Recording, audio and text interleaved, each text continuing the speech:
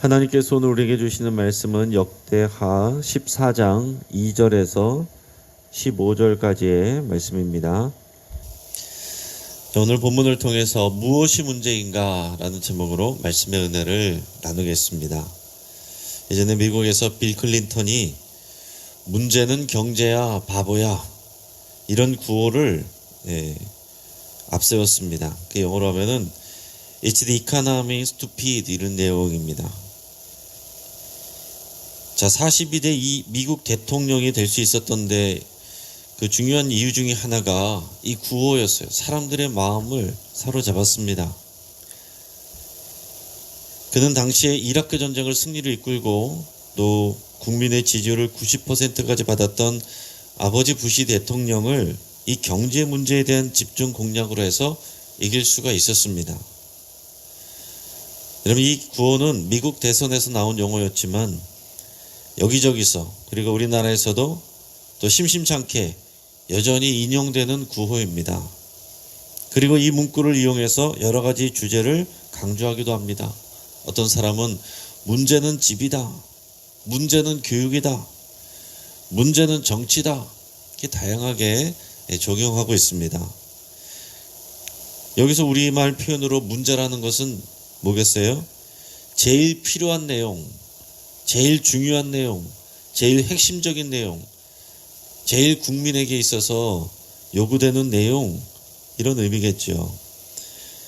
그 여러 가지 인용들이 있지만 그 중에서도 결국에는 이 경제 문제에 대한 것이 지금까지 인류가 살아오면서 가장 큰 영향력을 미치는 주제라고 생각이 됩니다. 물론 전쟁 상황이나 또 긴급 재난 상황에서는 당장의 평화가 필요하고 또 우리의 안전과 생명이 중요하겠지만은 결국은 여러분 이 전쟁 때에도 먹고 사는 문제가 이 전쟁 문제를 좌우합니다. 원인이 되기도 하고 그 결정적으로 끝내는 이유가 되기도 하고 그렇습니다. 그리고 긴급 재난 상황에서도 결국에는 먹고 사는 문제가 사람들로 하여금 중요한 판단의 기준이 되게 합니다. 지금 우리가 코로나19로 인해서 오랜 시간 동안 국민들이 어려움을 겪고 있습니다. 그래서 어떤 사람들은 질질 끌지 말고 한 달이든 두 달이든 아주 강력한 조치를 취해서 아예 확산을 끊어야 된다라고 이렇게 주장을 합니다. 이게 말이 쉬운데 그렇게 하지 못하는 이유가 결국 뭐 때문에 그렇습니까? 경제 문제 때문에 그런 거예요. 지금 질병 문제보다 사실은 더 피부에 와닿는 것이 경제 문제이기 때문에 그렇습니다. 당장의 경제가 침체가 되면 질병 문제가 해결된다고 해도 정부는 국민들의 지지를 받을 수가 없습니다. 질병의 문제도 결국은 이 경제 문제가 뒤에 자리 잡고 있다는 것을 우리는 알아야 됩니다. 그러니까 결국 정부는 국민의 표가 중요하고 국민의 표에 가장 민감한 부분은 경제 문제이기 때문에 결국에는 이 경제 문제가 나라를 움직인다라는 내용입니다. 오늘 본문은 남유다의 아사왕에 대한 기록입니다. 이 아사왕은 영적인 개혁운동을 일으켰고 하나님을 의지했습니다. 그래서 하나님은 이런 아사왕과 그 나라의 평강을 허락하셨습니다. 그 가운데 일어나는 일들을 통해서 우리 삶에서 정말 중요한 것이 무엇인가? 무엇이 문제인가? 이것을 우리가 깊이 생각해 볼 수 있길 바랍니다. 먼저 오늘 본문의 2절에서 8절까지 말씀을 같이 읽겠습니다. 자, 시작. 아사가 그의 하나님 여호와 보시기에 선과 정의를 행하여 이방 제단과 산당을 없애고 주상을 깨뜨리며 아세라상을 찍고 유다 사람에게 명하여 그 조상들의 하나님 여호와를 찾게 하며 그의 율법과 명령을 행하게 하고 또 유다 모든 성읍에서 산당과 태양상을 없애매 나라가 그 앞에서 평안함을 누리니라. 여호와께서 아사에게 평안을 주셨으므로 그 땅이 평안하여 여러 해 싸움이 없은지라. 그가 견고한 성읍들을 유다에 건축하니라. 아사가 일찍이 유다 사람에게 이르되 우리가 우리 하나님 여호와를 찾았으므로 이 땅이 아직 우리 앞에 있나니 우리가 이 성읍들을 건축하고 그 주위에 성곽과 망대와 문과 빗장을 만들자. 우리가 주를 찾았으므로 주께서 우리 사방에 평안을 주셨느니라 하고, 이에 그들이 성읍을 형통하게 건축하였더라. 아사의 군대는 유다 중에서 큰 방패와 창을 잡는 자가 30만 명이요 베냐민 중에서 작은 방패를 잡으며 활을 당기는 자가 28만 명이라. 그들은 다 큰 용사였더라. 아멘. 이 다윗의 증손자이자 솔로몬의 손자였던 이 아비야 왕이 죽고 그의 아들 아사가 왕이 됐습니다. 이 아사에 대한 평가는 2절 1절에 요약이 되어 있습니다. 아사가 그의 하나님 여호와 보시기에 선과 정의를 행하여. 오늘날 저와 여러분들을 한 줄로 표현한다면 뭐라고 하겠습니까? 결국에는 우리 인생은 다 한 줄로 표현이 되는데, 아사는 하나님 여호와 보시기에 선과 정의를 행하였다, 이렇게 기록하고 있어요. 무엇이 선이고 무엇이 정의입니까? 교회 다니지 않는 사람들, 비그리스도인들도 세상도 선에 대해서 얘기하고 다 정의에 대해서 얘기합니다. 무엇이 선인가? 무엇이 정의인가? 이게 굉장히 중요한 문제죠. 그런데 여러분, 단지 용어가 같다고 해서 우리는 같은 개념이라고 생각하면 안 됩니다. 우리 그리스도인들에게서 중요한 것은 뭐냐면은 여호와 보시기에 선한 것, 여호와 보시기 정의로운 것, 이거를 붙들어야 돼요. 똑같이 선한 것, 정의로운 것 얘기한다고 해서 그런 얘기를 똑같이 하면 안 된다는 얘기입니다. 구별할 줄 알아야 된다는 거예요. 선한 것을 얘기하고 정의를 얘기해도 여호와 보시기에 그렇지 않을 수가 있다는 겁니다. 여러분, 우리는 하나님의 말씀과 하나님의 뜻으로 안경을 써야 됩니다. 그 안경으로 세상을 바라봐야 돼요. 하나님 보시기에 선한 것, 하나님 보시기에 정의로운 것, 그게 무엇이냐? 그게 정말 우리에게 중요한 것이죠. 그렇지 않다면 진정한 생명을 우리가 얻을 수 없습니다. 하나님 보시기에 선한 것과 정의가 정말로 우리를 살게 하는 것이고 하나님의 평강이 우리에게 오게 하는 것입니다. 그것은 하나님 중심의 신앙을 바로 세우는 일입니다. 하나님 중심의 신앙을 바로 세우는 것은 간단하게 말하면 언약관계 안에서 살아가는 거예요. 이 성경 말씀이 구약 신약 언약이잖아요. 그 성경 말씀의 핵심이 언약이고 언약관계를 알고 그 언약관계 가운데서 살아가는 것이 신앙의 핵심입니다. 그러니까 여러분은 누가 물어봐도 신앙이 뭐냐? 언약에 대해서 얘기할 수 있어야 돼요. 옛 언약이 뭐냐? 새 언약이 뭐냐? 이거 말할 줄 모르면은 아직 신앙의 기본이 안 돼 있는 거죠. 질서가 안 접해 있는 것입니다. 그런데 언약에 대해서 분명히 얘기할 수 있으면은 가장 중요한 뼈대가 잡히는 거예요. 그러니까 하나님과의 언약의 관계가 중요하다는 것을 제가 거듭 얘기하고 있습니다. 이 언약 관계라는 것은 여러분이 쌍방향적인 것입니다. 하나님께서 우리에게 말씀하실 때 너희가 나를 사랑하고 다른 우상을 섬기지 않고 나를 사랑하고 그리고 나의 말을 잘 듣고 청종하면 내가 너에게 약속한 모든 것을 다 주겠다. 이 나라에는 평강을 주고 이 가정에는 복을 주고 이 땅에서는 작물들이 잘 자라게 하고, 이게 통합적인 그런 하나님의 샬롬, 하나님의 평강입니다. 여러분 이것저것 연구할 것이 아니고 여러분 언약 관계만 아주 심플하잖아요. 여호와 하나님만 사랑하고 하나님의 말씀을 청종하고, 그러면 우리가 예배에서 승리하고 하나님의 원하시는 뜻이 무엇인지 잘 연구하고 그것을 잘 배우고 그것을 늘 되새기면서 우리 삶 가운데 순종할 때 하나님의 샬롬, 하나님의 평강이 우리의 삶 가운데 들어오게 되는 것입니다. 하나님 중심의 신앙을 바로 세운다는 것, 신앙을 바로 세우는 것, 그것은 개인의 영역에서만 국한되는 것이 아닙니다. 여러분, 하나님은 종교 영역의 하나님이 아니세요. 교회 안의 하나님이 아니십니다. 하나님은 온 세상 만물을 창조하신 하나님이시고 이 세상의 역사를 다스리시는 하나님이십니다.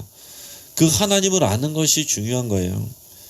정치, 경제, 군사, 교육, 가정, 문화 모든 분야에서 하나님의 뜻이 중심이 되고 하나님의 뜻에 순종하는 삶, 그게 하나님의 나라입니다. 그래서 우리는 모든 영역에 들어가서 하나님의 뜻에 순종하여 그 뜻대로 그 영역을 하나님의 뜻이 이루어지도록 만들어야 됩니다. 그게 하나님 나라의 일꾼이고 하나님의 나라, 아버지의 나라가 오게 하시기를 기도하고 그렇게 일하는 것이 우리의 사명입니다.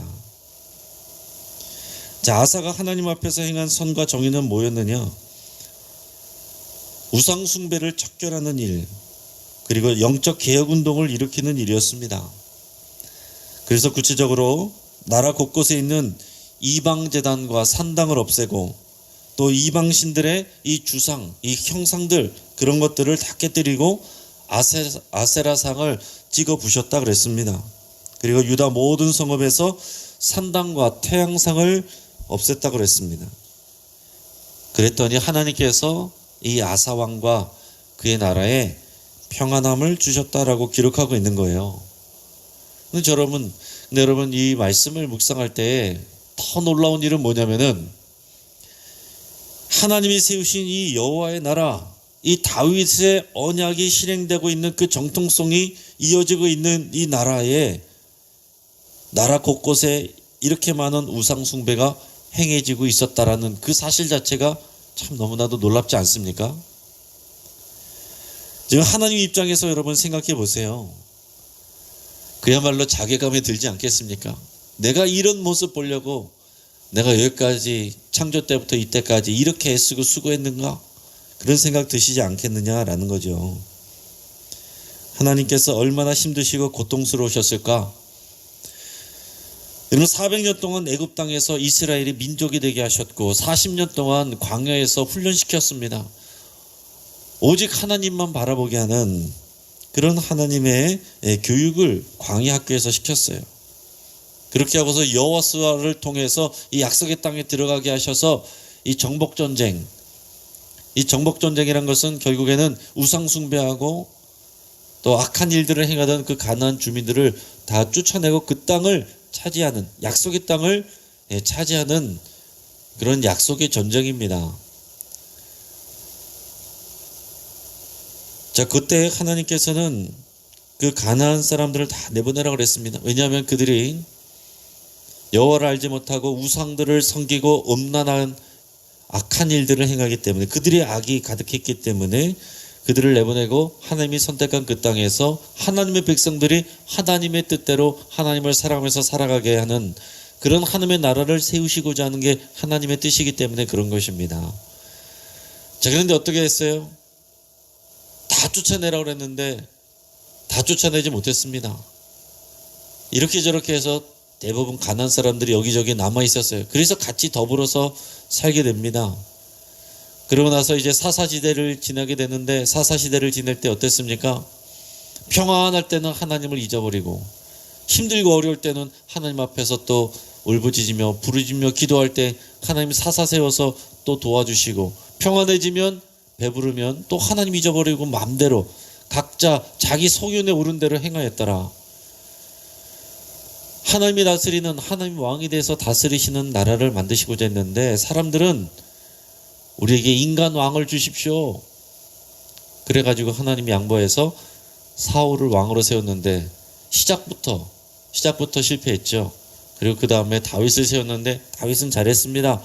하나님께서 기뻐하시면서 다윗에게 언약을 주시고 다윗 언약을 세우면서 그의 후손들이 계속해서 왕위를 견고하게 해주겠다 약속했는데, 그 다음에 솔로몬에게 복의 복을 주셨지만은 그는 또한 정략결혼으로 여러 나라들의 우상 다 받아들여가지고 말년에는 우상 숭배로 인해서 그 인생을 망쳤습니다. 그런데 하나님은 다윗 언약 때문에 솔로몬 때에 그렇게 하지 아니하시고 그 이후에 르호보암 때에 그 일의 결과를 주셨는데, 그것이 결국은 남북의 분열이었어요. 분열왕국이 시작된 것입니다. 여로보암이 쿠데타를 일으키고, 그래서 10지파를 가지고 위에서 북이스라엘, 그리고 유다는 베냐민 지파와 함께 남유다, 이렇게 남북으로 갈라지는 그런 역사가 이루어지고 말았다는 거죠. 그래서 이제 남유다의 정통성이 이어지면서 이렇게 이어져 오고 있는데, 그래도 남유다 왕들은 하나님 안에서 그 말씀대로 어느 정도 잘 사는 것 같습니다. 그런데 아비야 때도 잘했다고 그랬고 지금 아사 왕도 잘하고 있는데, 아사 왕이 잘하는 내용들 보니까 여기저기 성읍 곳곳에 이런 우상들을 섬기고 있고 산당들 앞에 제사하고 절하고 있었더라라는 것입니다. 하나님 앞에 당연히 제사도 드리고 절기도 지키고 다 그랬지만은 그러면서도 동시에 우상도 섬겼다라는 얘기예요. 이런 모습을 보면서 하나님께서 얼마나 답답하셨겠는가 하는 얘기입니다. 왜 이런 일이 일어나고 있을까? 그럼 곰곰이 생각해 보시길 바랍니다. 왜 하나님을 섬기면서도 여러 우상들 앞에 절하고 제사 드리느냐라는 얘기죠. 결국에는 경제 문제입니다. 가나안의 우상신들은요, 다 이 농사와 관련된 풍요를 약속하는 신들이었습니다. 이 여기 나와 있던 아세라 신, 이 아세라 신은 풍요와 다산의 신입니다. 이 아세라 신에게 제사하고 기쁘게 하면 땅에 소출이 많이 난다, 이렇게 사람들이 믿었어요.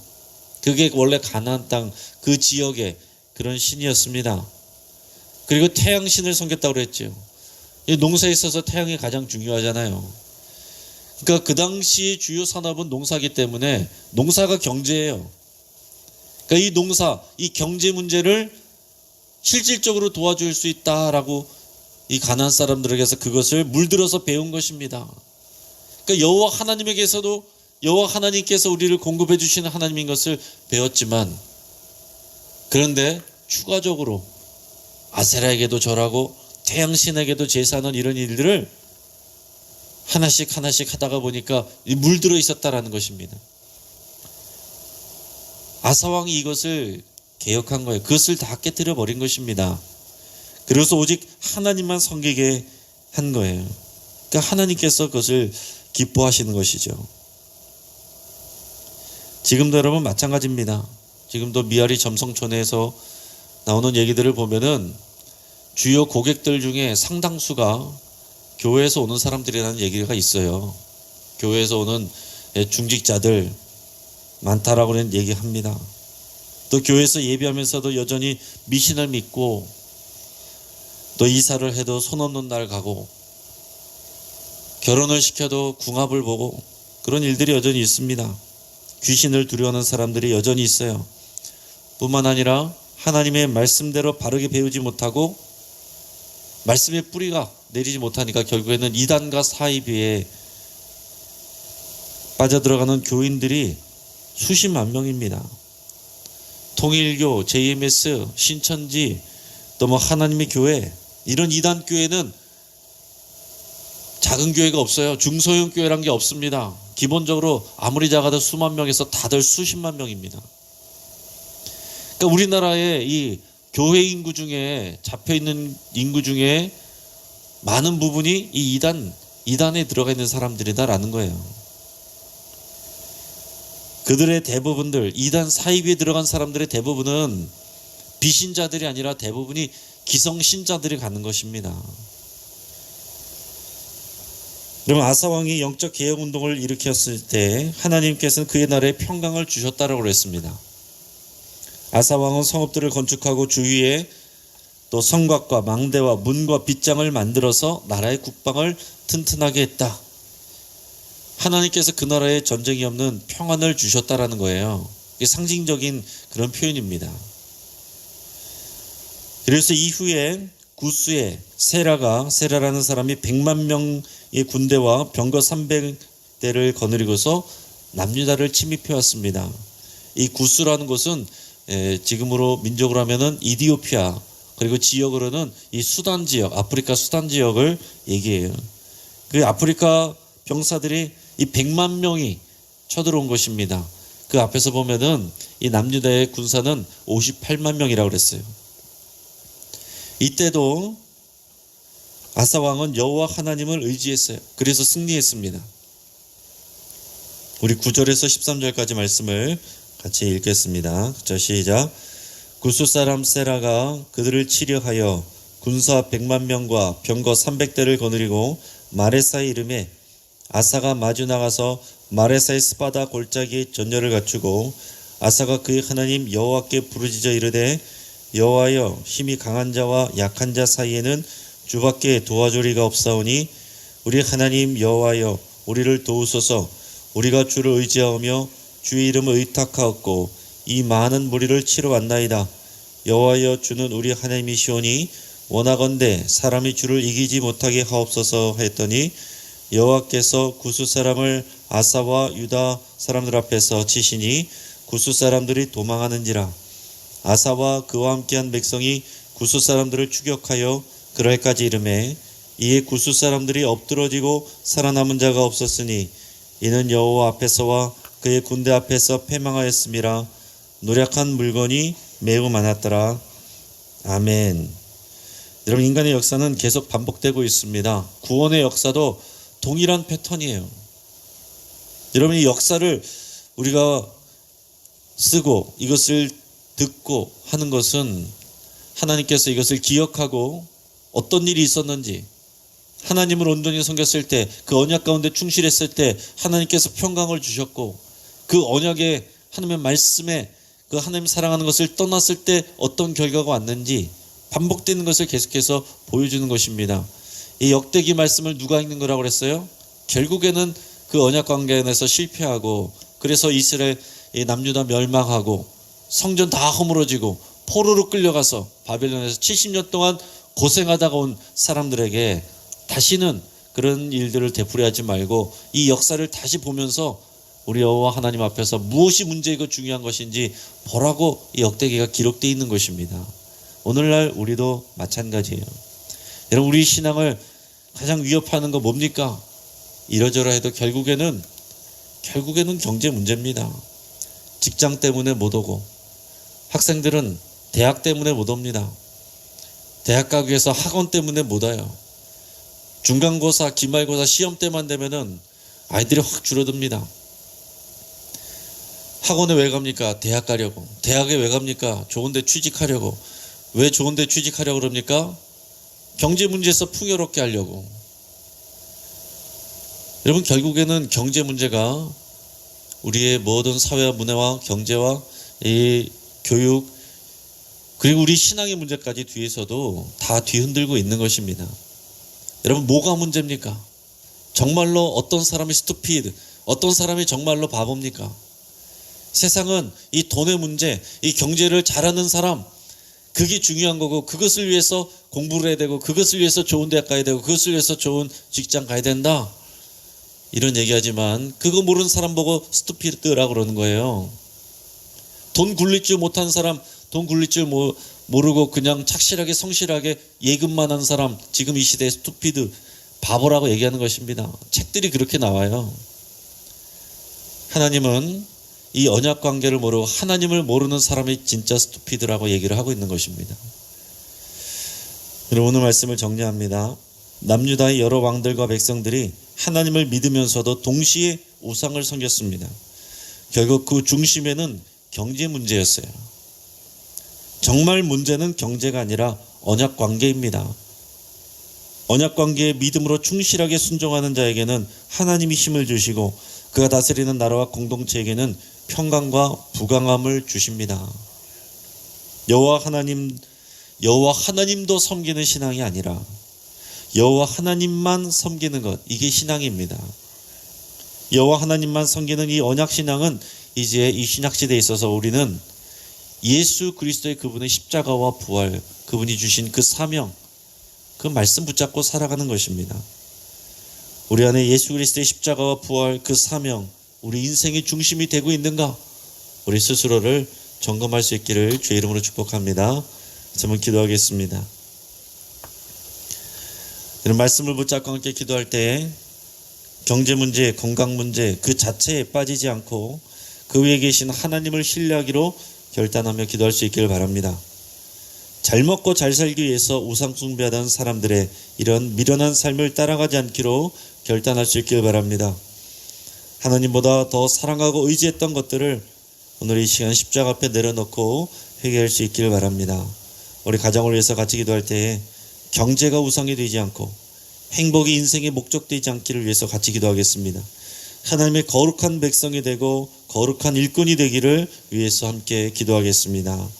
우리 주주클럽 가정예배가 갈수록 활성화되고 힘이 써지게 하여 주시기를 우리가 함께 기도하겠습니다. 여러분, 가정 안에서 예배가 서지 아니하면 결국에는 이 경제 문제에 다 끌려가게 되어 있습니다. 가정 문제, 가정 안에서 분명하게 이 언약 신앙이 잘 설 수 있도록, 가정이 교회될 수 있도록 우리 간절히 기도하겠습니다. 코로나로 인한 사회적 거리두기가 19일 목요일부터 1.5단계로 격상된다고 합니다. 그러나 우리가 흔들리지 않고 담대하게 믿음의 중심을 붙잡는 우리 그리스도인들, 우리 영신교회가 될 수 있도록, 우리 한국교회가 될 수 있도록 우리 함께 기도하겠습니다. 우리 주여 한번 부르짖고 합심해서 함께 기도하겠습니다.